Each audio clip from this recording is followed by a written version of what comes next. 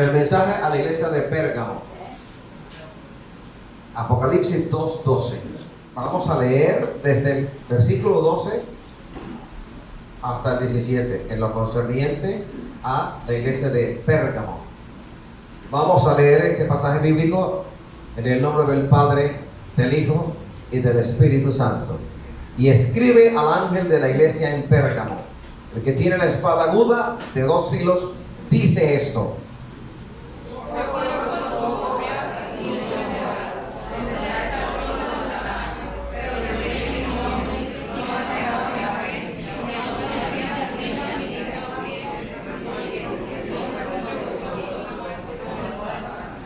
pero tengo unas pocas cosas contra ti, que tienes allí a los que retienen la doctrina de Balaam, que enseñaba a Balac a poner tropiezo ante los hijos de Israel, a comer de cosas sacrificadas a los ídolos y a cometer fornicación.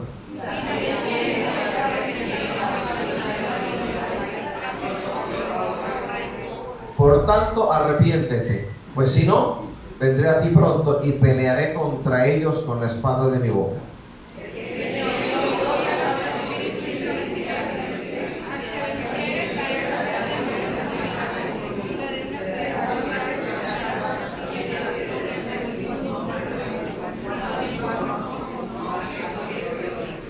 Alabados al Señor. Puede sentarse. Cuando uno estudia Apocalipsis un poco más sistemáticamente, entiende que cada iglesia de las 7 mencionadas allí se refieren a un periodo en el tiempo que corresponde al primer siglo de la era cristiana, en un lugar que hoy en día corresponde al país de Turquía.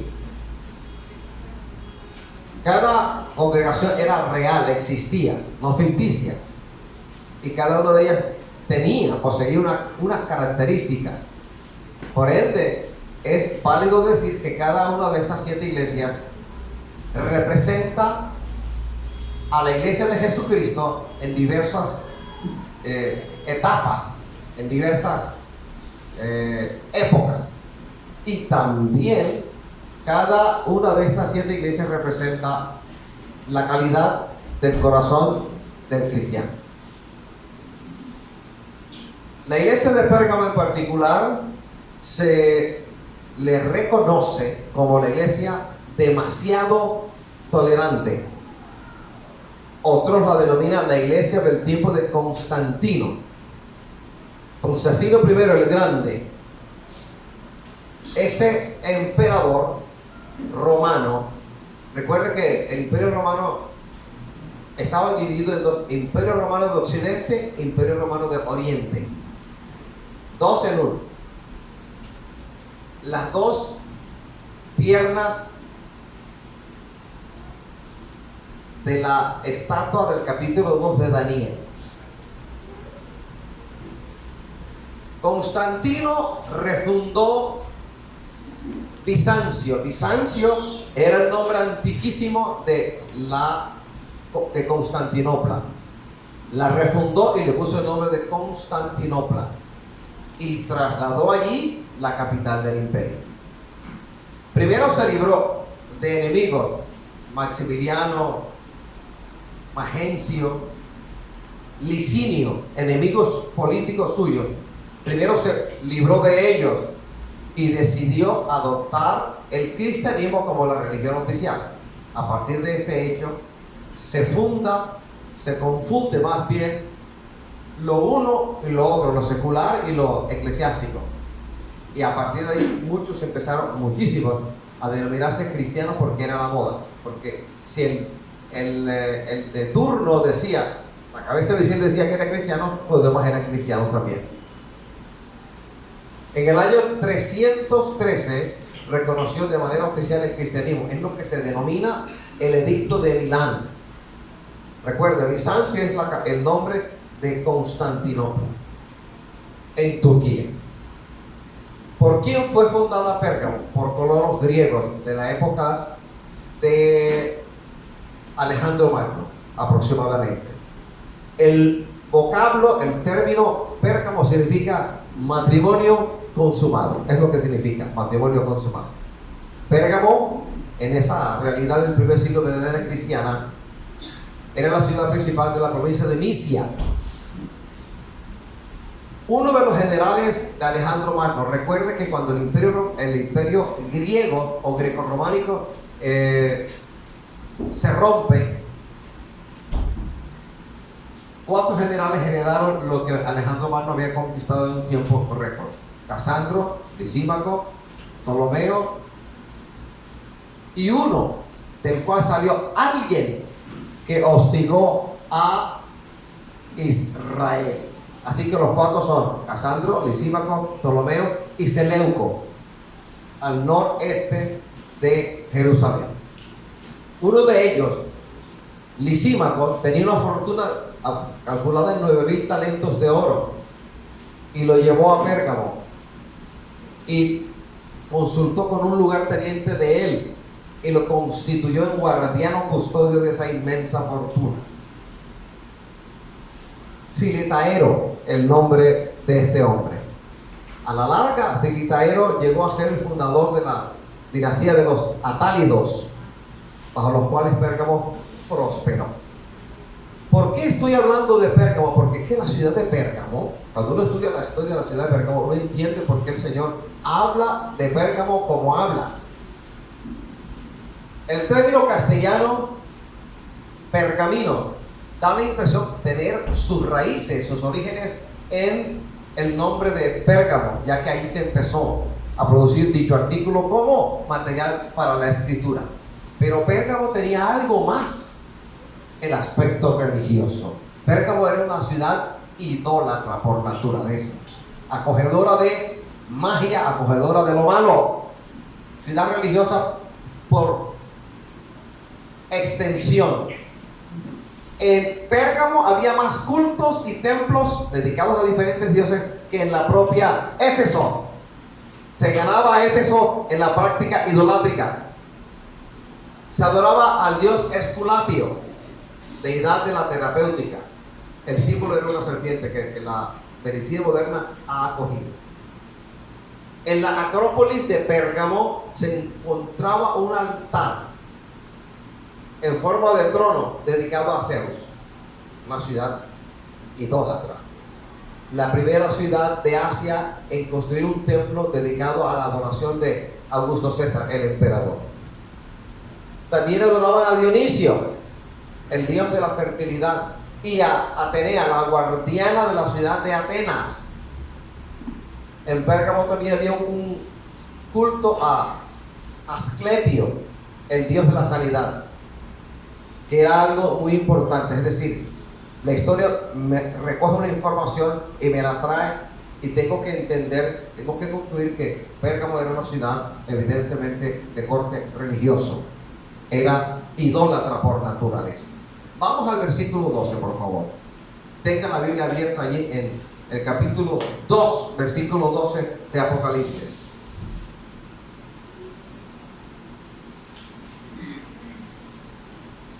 El que tiene la espada aguda de 2 filos dice esto. Esa es traducción de Reina Varela y de muchas otras versiones o traducciones de los pergaminos. El que tiene la espada aguda de 2 filos dice esto. ¿A qué se refiere la palabra? A una penetrante y firme severidad de un juicio del Señor para una iglesia que existió y para todo tipo de congregación cristiana evangélica con las características semejantes a las de Pérgamo. En el original griego, el artículo determinado, en español, artículo determinado es el, los, la, las. No aparece. Dice el que tiene la espada aguda de 2 filos, dice esto, aparece una sola vez, la espada. Pero en el original griego, literalmente traduciendo, tendríamos que decir, el que tiene la espada, coma, la aguda, coma, la de 2 filos. Aparece 3 veces el artículo determinado. Y parece un juego de palabras o una tontería. Sin embargo, en ese idioma, aún en nuestro idioma, cuando uno hace esto, usa el artículo determinado repetidas veces, ¿qué está haciendo? Está aislando cada miembro de la lista y llamando la atención, recalcando la importancia de cada ítem de la lista. En este caso, en el original griego se enfatiza las 3 cosas: la espada, la aguda, la de 2 filos. La palabra espada es ronfalia. Ronfalia era una espada de un tamaño inmensísimo, colosal, fabricada en Tracia. Esta espada sugiere la palabra de Cristo, la disciplina del rey, su palabra. ¿Por qué el Señor le habla a Pérgamo de esta manera? Porque la iglesia había desertado de las filas de la iglesia de Jesucristo. La iglesia había desertado de las filas del Evangelio y se había sometido al control de la autoridad terrenal que existía allí en Pérgamo, y que el Señor habría de enjuiciar, y que a la larga el Señor va a hacerlo con todo tipo de iglesia que no se someta a su divina autoridad. Es decir, Pérgamo, la iglesia en Pérgamo andaba en bigamia espiritual. Es castigable entre nosotros que un hombre tenga dos esposas, o que una mujer tenga dos esposos. Bigamia, y esa era la condición espiritual de Pérgamo. Conocieron la palabra, fue fundada por cristianos evangélicos. Sin embargo, andaba en lo uno y andaba en lo otro, y eso es abominación a Jehová. Uno no puede hacer eso. Como lo hemos dicho en repetidas ocasiones, a nivel humano, cuando una mujer está enamorada del hermano A, ¿cómo va a hacerle guiños al hermano B? O es con el A o es con el B, no puede estar con los dos. Y a nivel de noviazgo es detestable, es abominación que una mujer le haga el guiño a dos o a tres, o que un hombre haga lo mismo. No está bien. En el camino que conduce a la vida eterna, el Señor exige exclusividad. El Señor te quiere exclusivamente para Él. Así que cuando uno de nosotros se desliza un poco a la izquierda o a la derecha, haciéndole guiños al mundo, no importa lo que tú digas, prediques, enseñas, que la Biblia es absolutamente vertical en este sentido. Eres bígamo espiritual, eres adúltero, porque le haces guiño a lo uno, pero también guiño al otro, y no es posible. No es posible. Pablo habla de contaminación de carne y contaminación de espíritu. Uno no puede estar contaminado. Uno tiene que limpiarse a diario, examinarse a diario, y que esta espada, la palabra del Señor, palabra judicial, a uno lo confronte y lo limpie. No es lo que tú digas, y mucho menos lo que yo exprese, es lo que dice la palabra del Señor. Por ejemplo, Segunda de Corintios 6, del 14 hasta el siguiente versículo, dice: no os unáis en yugo desigual con los incrédulos, porque ¿qué compañerismo tiene la justicia con la injusticia? ¿Y qué comunión la luz con las tinieblas? Y sigue agregando: ¿y qué concordia Cristo con Belial? ¿O qué parte el creyente con el incrédulo? De esta manera, de una forma sencilla, el Señor nos exhorta a ser o de Él o en contra de Él. El que conmigo no es, contra mí es. El que conmigo no recoge, desparrama. Enseña la palabra del Señor. ¿Quién tiene esa espada? Es un lenguaje figurado, pero la realidad no es figurada. La realidad es eso, una sentida realidad. Está hablando de la palabra de juicio de Él. Hebreos 4, versículos 2 y 13. Porque la palabra de Dios es viva y eficaz y más cortante que toda espada de dos filos, y penetra hasta partir el alma y el espíritu, las coyunturas y los tuétanos, y discierne los pensamientos y las intenciones del corazón. Y sigue agregando: y no hay cosa creada que no se manifieste en su presencia. Antes bien, todas las cosas están desnudas y abiertas a los ojos de aquel a quien tenemos que dar cuenta. Por lo tanto, al hablar de espada, aquí estamos hablando de la palabra que sale de Él. Cuando el Señor habla, lo que Él creó le obedece. Cuando Él dice lluvia, llueve, aunque el meteorólogo de turno diga que va a haber sequía. Cuando el Señor dice no lloverá, no llueve, se cierra el cielo. Cuando el Señor le da la orden a la naturaleza para que en forma de tsunami vaya a la costa de algún país asiático, la naturaleza le obedece, porque su palabra es poder. El libro de Hebreos, en el capítulo 11, me enseña que de la nada salió lo que nosotros conocemos como universo, por la palabra de la fe. Él habló y la nada cedió ante Él y se convirtió en lo que uno conoce como universo. Palabra que Él da, palabra que se cumple. Aleluya. Así que temamos al Señor en el sentido de querer agradarle, y no temamos la palabra que el enemigo dice, o que el hermano descarriado dice, o que el loco profeta dice. A ellos no hay que temerles, hay que temer al que tiene el poder para quitarnos la vida. y arrojadnos al infierno si nos portamos mal, si pecamos groseramente. Versículo 13. El texto griego omite en los más aceptados pergaminos, por ejemplo, el alejandrino. Lo omite. ¿Omite qué expresión? Tus obras. Ahí dice tus obras. No lo dice. Así que la traducción sería: yo conozco dónde moras, donde está el trono de Satanás. El verbo morar significa literalmente tener residencia permanente. Y aquí es en el sentido moral. Es decir, una mente y un corazón rendidos, arraigados por completo en el mundo y sin ningún interés en las cosas del Señor Jesucristo. ¿Conoce a alguien así que haya estado en la iglesia? Yo conozco a muchísimos que estando en la iglesia se apartaron. Hoy en día andan con el corazón arraigado en el trago, en la droga, en el ejercicio indiscriminado del sexo desordenado, en otras cosas, de espaldas por completo al Señor. Conozco uno que dijo: hasta aquí llegó mi experiencia cristiana evangélica, no más evangelio, no me hablen de evangelio, y se apartó habiendo conocido y enseñado la palabra del Señor. Lo cuestionable y censurable de esta iglesia sencillamente era que estaba firmemente enraizada en el trono de Satanás, en contraste con la iglesia de Jesucristo, que es descrita como, hable de paso, como peregrina. Se habla del peregrinar nuestro en esta tierra. Por ejemplo, primero de Pedro 1:1 dice: Pedro, apóstol de Jesucristo, a los expatriados de la dispersión en el Ponto, Galacia, Capadocia, Asia y Bitinia. Pedro capítulo 1 versículo 17 dice: y si invocáis por Padre a aquel que sin acepción de personas juzga según la obra de cada uno, conducíos en temor todo el tiempo de vuestra peregrinación.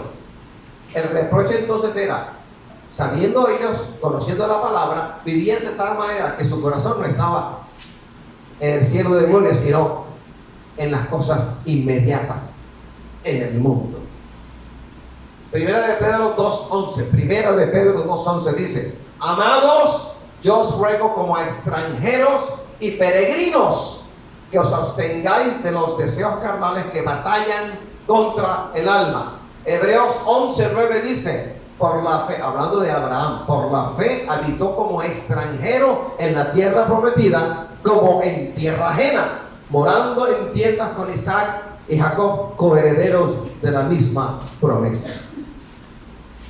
El ejemplo de Pérgamo, metido en la palabra, me enseña que yo debo vivir la vida de tal manera que tenga siempre en cuenta, presente, el hecho de que en esta vida la iglesia es peregrina, y yo como miembro de la iglesia soy un peregrino.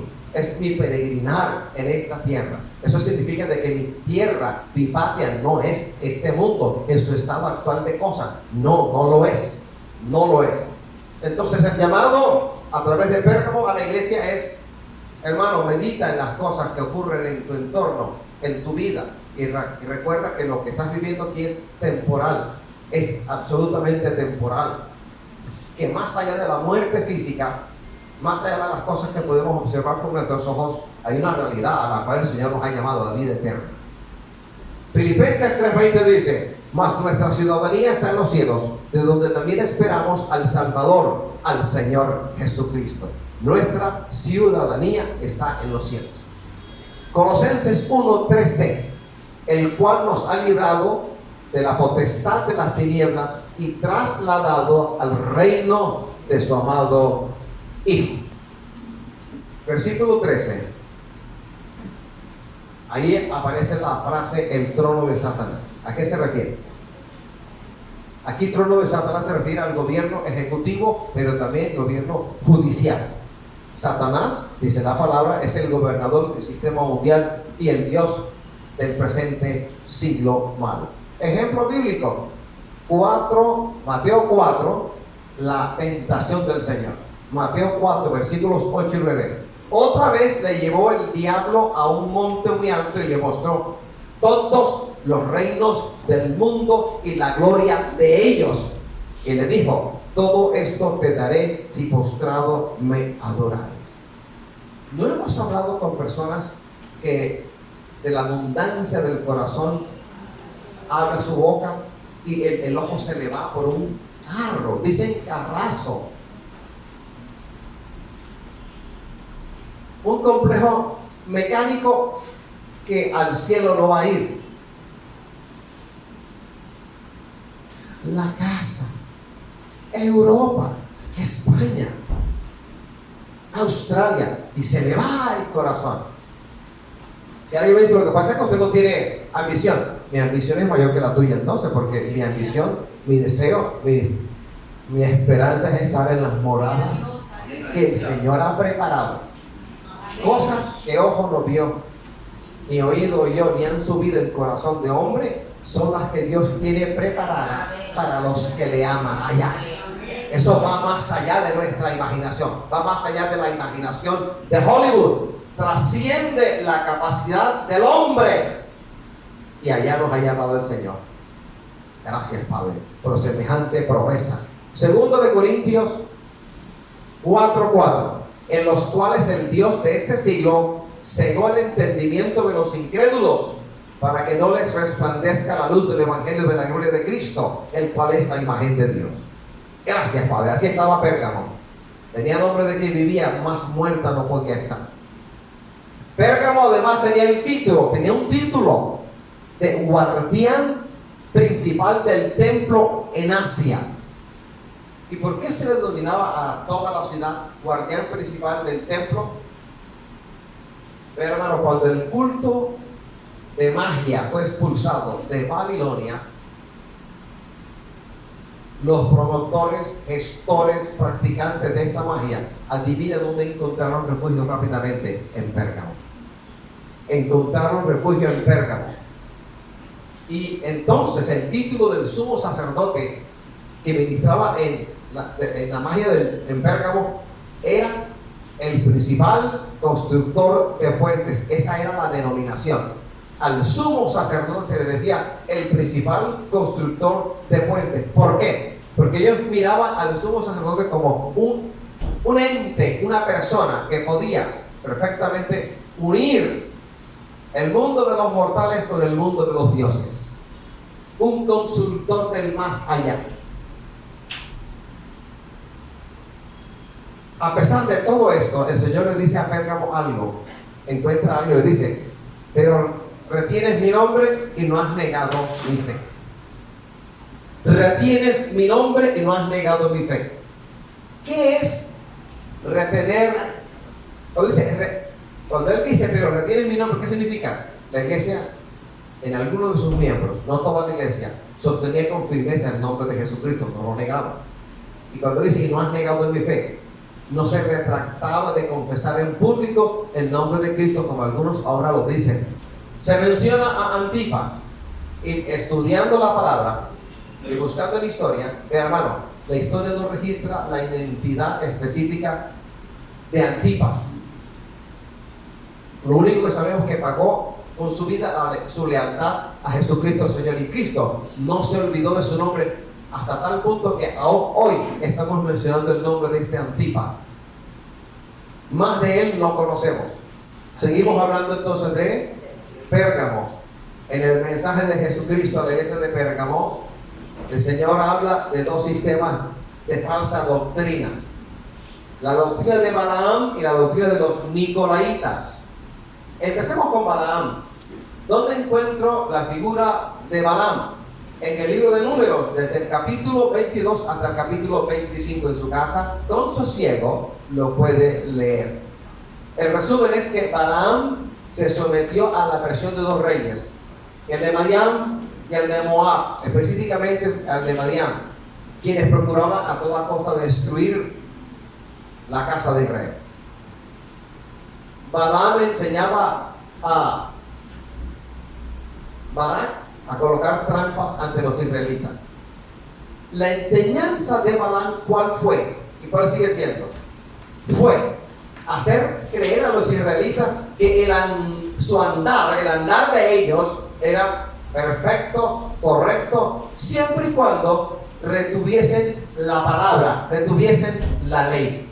Que no importaba el hacer, sino el saber y conocer la palabra. ¿Qué más daba la enseñanza de Balaam?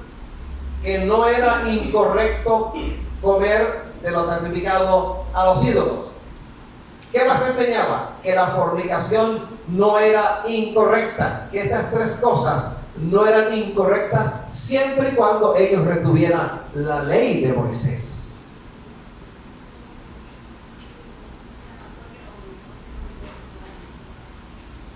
¿Y acaso no tenemos a muchos mentirosos en nuestro medio? Y hablan de la palabra, predican incluso, hablan del uno, hablan del otro, pero su andar desdice su decir. Los demonios conocen y tiemblan, pero estos no tiemblan como los demonios, sino tercos, obstinados, creen que como conocen la palabra, el conocer la palabra les faculta para ser salvos y siempre salvos, no siendo así. Así que el conocer la palabra no es suficiente, hay que vivir la palabra de tal manera que haya concordancia entre lo que uno enseña y lo que uno vive. El vivir nuestro tiene que corroborar lo que uno dice. No es posible que desde un púlpito yo predique santidad a Jehová, guardándonos de toda fornicación, de todo adulterio, y en la práctica yo lo haga. Y ahí rescato lo que Pablo enseña. El carácter de los hombres de los últimos tiempos. Tendrán apariencia de piedad, pero con sus hechos negarán la eficacia de ella. Una cosa es hablar y otra cosa es hacer. Alabados al Señor. Eso era Balaam. Al comienzo, Balac lo contrató. Buenas dádivas. Era un pregonero mentiroso que quería maldecir. Maldice al pueblo, maldícelos. Y Balaam se preparaba a maldecir, pero cada vez que iba a abrir la boca, Jehová se le adelantaba y le llenaba la boca de pura y física bendición para el pueblo de Israel. Cuando se proponía abrir la boca desde cierto lugar para maldecirlo, lo que salía de él era bendición, bendición, bendición, bendición y bendición. Como se halló en casas prietas y tuvo problemas con el que es su patrocinador, Balac, pero te he dicho que los maldiga. No puedo. Cada vez que propongo maldecirlo, bendigo al pueblo, porque Jehová me llena la boca de su palabra. Entonces viene la doctrina, vamos a enseñarles. Entonces, ¿qué hago para que tropiecen? Fácil. Vamos a enseñarles que mientras ellos retengan el conocimiento de la ley, es sencillo. Pueden fornicar, pueden hacerlo uno, pueden hacerlo otro, mientras retengan el conocimiento de la ley. Y eso ocurrió, y de eso predicamos aquí en la iglesia. Capítulo 25 de Números. Alabados al Señor, pero eso no es la enseñanza de hoy. Le invito a leer, vamos a leer 1 Corintios 10. En el versículo 19 dice: ¿qué digo pues? ¿Que el ídolo es algo o que sea algo lo que se sacrifica a los ídolos? Antes digo que lo que los gentiles sacrifican, a los demonios los sacrifican y no a Dios. Y no quiero que vosotros os hagáis partícipes con los demonios. No podéis beber la copa del Señor y la copa de los demonios. No podéis participar de la mesa del Señor y de la mesa de los demonios. O provocaremos a hacernos el Señor. ¿Somos fuertes que Él? Alabado Jesús. ¿Y qué de los Nicolaitas? Un miembro de un origen desconocido. Algunos dicen que eran los prosélitos seguidores de Nicolás. Pero eso es una teoría, una hipótesis sin fundamento histórico. Era de origen desconocido. Probablemente era un grupo semiagnóstico que practicaba por encima de todo el libertinaje. Y lo peor es esto, que la doctrina de Balaam y la de los Nicolaitas estaban dentro de la iglesia de Pérgamo. Y la una no echaba a la otra, al contrario, la doctrina de Balaam complementaba la de los Nicolaitas y viceversa. ¡Qué cosa tan terrible! Iglesias en las cuales muchos llegan y se quedan porque ese es el pastor que ellos andaban buscando, porque el pastor no habla de pecado, porque el pastor no regaña, no exhorta, sino que Ese es mi pastor. Este es el paz que andaba yo buscando. Este es el paz que yo necesitaba. No me hablo de pecado, no me hablo del infierno. El infierno no existe. Este es el paz que yo necesitaba. El hombre del momento. Pero se encuentra con alguien que les habla y les enrostra la condición de pecado. Entonces legalista, lo endilgan, lo clasifican, lo describen como legalista, leguleyo, precámbrico, antediluviano, preadánico, rústico, y hablan de la gracia como ocasión feliz, afortunada, bienaventurada para pecar, porque como estamos en la gracia, para ellos la gracia es licencia para pecar. Alabado sea el Señor. La doctrina de Balaam está en nuestros medios. Claro que está en nuestros medios. Para aquí existe. Y vaya de qué manera. La de los nicolaitas. Amén, también existe. Mezclado con otro nombre, pero está presente. En el versículo 16. Arrepiéntete. Metanoeo. Cambiar de opinión. Cuando el Señor dice a Pérgamo, arrepiéntete, está sugiriendo una acción urgente como resultado de la reprensión del versículo anterior, del versículo 15. Dice, vendré a ti pronto. Es decir, evidentemente se refiere a la segunda venida de Cristo con el fin de juzgar a la iglesia de Pérgamo y a la iglesia en general. A ti, dice a ti, lo personaliza, no lo generaliza a ti. Aquí se refiere a la responsabilidad del líder, del pastor, de la iglesia y a la congregación en general. Porque tanto el pastor como la congregación, los dos elementos, tienen responsabilidad ante el Señor. El pastor, el líder, por enseñar la palabra y ser de ejemplo a los demás. Exhortando, edificando, consolando, enseñando. Y la congregación por escuchar la amonestación, la exhortación, la consolación, la enseñanza y ponerla por obra. Así que tanto el pastor como la congregación, ambos tienen la obligación de no apartarse del Señor. Ahora pensemos en Barranquilla y la iglesia, el estado de salud espiritual de la iglesia en la ciudad de Barranquilla. No me digan que está en un estado rebosante de salud, exultante de salud, porque no es así. No es así. Bendecimos y alabamos al que habita en luz inaccesible. Y pelearé contra ellos con la espada de mi boca, la palabra del Señor que pronuncia sentencia judicial contra los maestros herejes. Muchos maestros herejes, lo que enseñan es herejía. La visión del líder, si no viene de Dios, es visión de hombre, no divina. Recuerda el ejemplo de Moisés. Moisés, 40 días de ayuno y sus respectivas noches de ayuno en el monte, en la cima del monte, allá en Arabia.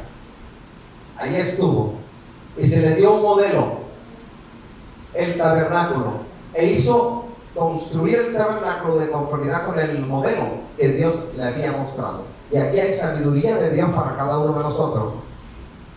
Si alguien viene a ti diciendo, esta es mi visión de Dios, mi visión de las cosas, su visión, la que él dice que ha recibido de Dios, tiene que coincidir con Dios y con el Dios de la palabra y la palabra del Dios del cielo y de la tierra. Hay muchos que tienen la visión de nuestra iglesia. ¿Cuál visión? Si tu visión viene de tu corazón, no viene del Señor, no viene del Señor. Y así como a Moisés se le mostró un modelo y mandó a construir ese modelo de conformidad con lo que se le mostró, así tiene que hacer el maestro levantado por el Señor, el líder, el pastor. Tiene que haber recibido de parte de Dios órdenes, estipulaciones absolutamente claras y específicas. Le duela a quien le duela. Por eso el pastor no complace a nadie, sino al Señor que lo tomó por pastor. Versículo 17. Al que venciere daré a comer del maná escondido. Maná escondido es sustento espiritual a través de una íntima comunión con Cristo. ¿Cómo somos sustentados cuando nosotros decidimos buscar al Señor de corazón? Y cuando lo hacemos de corazón, el Señor nos sustenta a uno.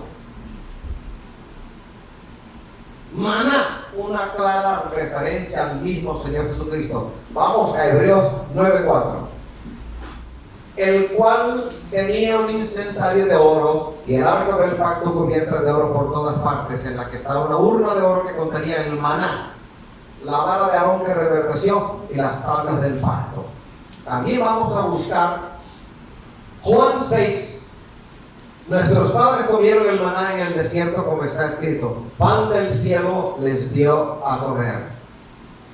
Y Jesús les dijo: de cierto os digo, no os dio Moisés el pan del cielo, mas mi Padre os da el verdadero pan del cielo, porque el pan de Dios es aquel que descendió del cielo y da vida al mundo. Le dijeron: Señor, danos siempre este pan. Jesús les dijo: yo soy el pan de vida, el que a mí viene nunca tendrá hambre, y el que en mí cree no tendrá sed jamás.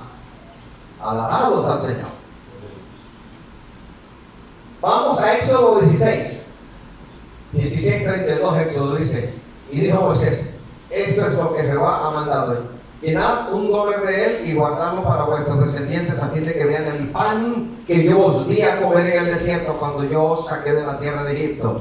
Dijo Moisés a Aarón: toma una vasija y pon en ella un gomer de maná y ponlo delante de Jehová para que sea guardado para nuestros descendientes. Y Aarón lo puso delante del testimonio para guardarlo, como Jehová lo mandó a Moisés. Así comieron los hijos de Israel maná 40 años, hasta que llegaron a tierra habitada. Maná comieron hasta que llegaron a los límites de la tierra de Canaán. Y un gomer en la 10ª parte de un efa. Cuando terminó en el desierto hubo maná, hubo sustento físico. Cuando terminó la provisión de maná, cuando entraron a la tierra prometida, ahí se suspendió el maná. Pero mientras estuvieron en el desierto, hay maná. ¿Cuántos estamos en situación de desierto? Hay maná. En el desierto hay dos cosas: sustento de Dios, maná, pero también disciplina. Él disciplina. Él a quien toma por hijo disciplina, y al que ama azota. Su disciplina. Y si no acepta la disciplina, queda como bastardo. Y el término bastardo en el lenguaje bíblico se refiere a uno que desechó el amor de Dios, que no le hace caso y no va a heredar a Jehová. Mientras estemos en la casa del Señor, somos hijos. Somos hijos. Alabados al Señor. Cristo ahora está escondido, entre comillas, póngalo, detrás del velo del lugar santísimo.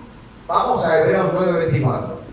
Porque no entró Cristo en el santuario hecho de mano, figura del verdadero, sino en el cielo mismo, para presentarse ahora por vosotros ante Dios.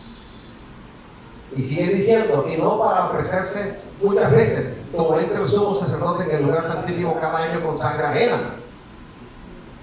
De otra manera le hubiera sido necesario padecer muchas veces desde el principio del mundo, pero ahora, en la consumación de los siglos, se presentó una vez para siempre por el sacrificio de sí mismo, para quitar de en medio el pecado, y de la manera que está establecido para el hombre que mueran una sola vez y después el juicio, así también Cristo fue ofrecido una sola vez para llevar los pecados de muchos, y aparecerá por segunda vez sin relación con el pecado para salvar a los que le esperan. Alabados al Señor.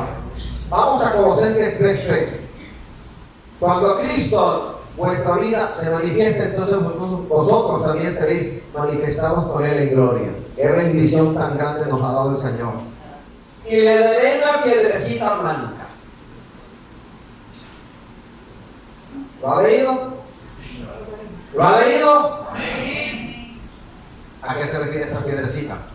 Antes de empezar a dilucidar esto, a enseñarlo, déjeme decirle que esta piedrecita blanca que el Señor da es señal de privilegio y señal de un favor peculiar, muy personal.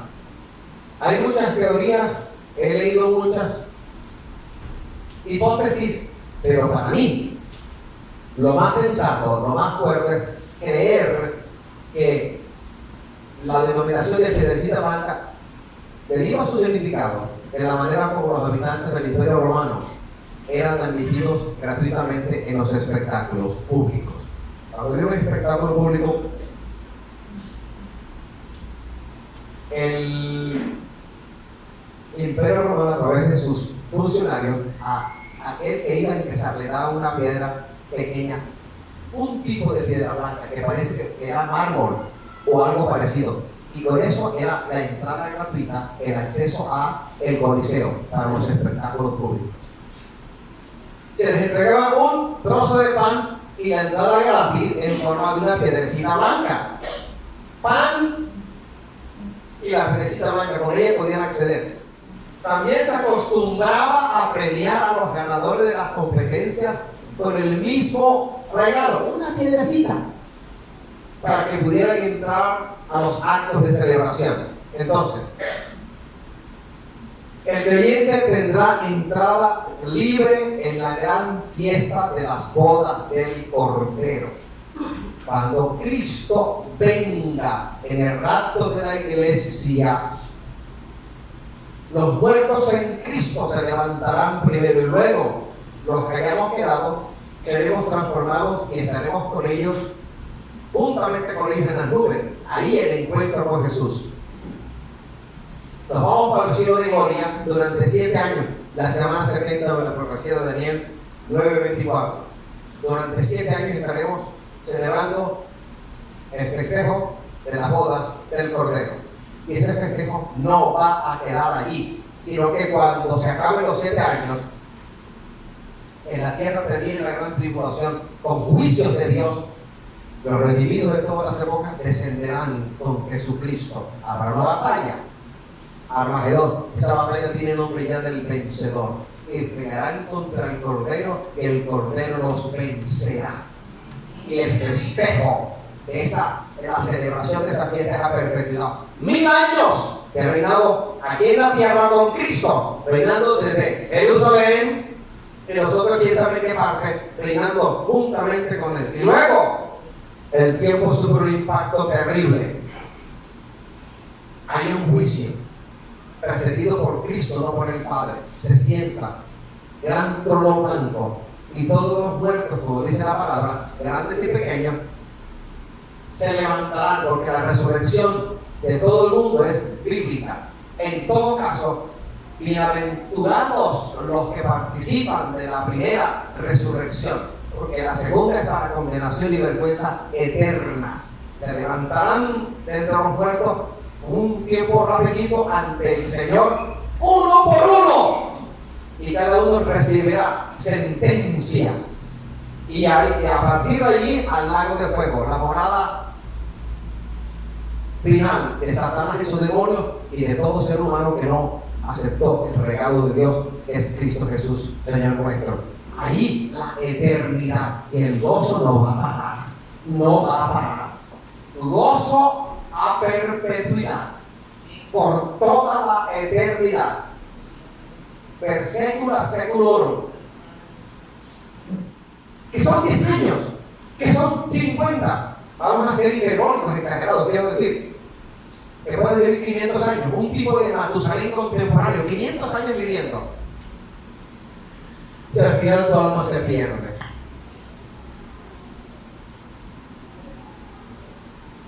¿De qué le vale al hombre ganar el mundo si pierde su alma? ¿O qué recompensa dará el hombre por su alma? Alabado sea el Señor.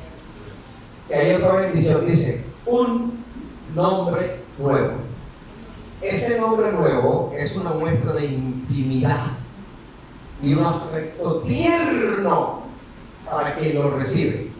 El nuevo nombre es usado solo por Cristo y solo el que lo recibe lo conoce. Eso tiene que ver con la intimidad del Señor. Imagínate el Señor dialogando con cada uno de nosotros. Ven acá y dirá un nombre nuevo. Intimidad, afecto tierno del Señor. Póngase de pie.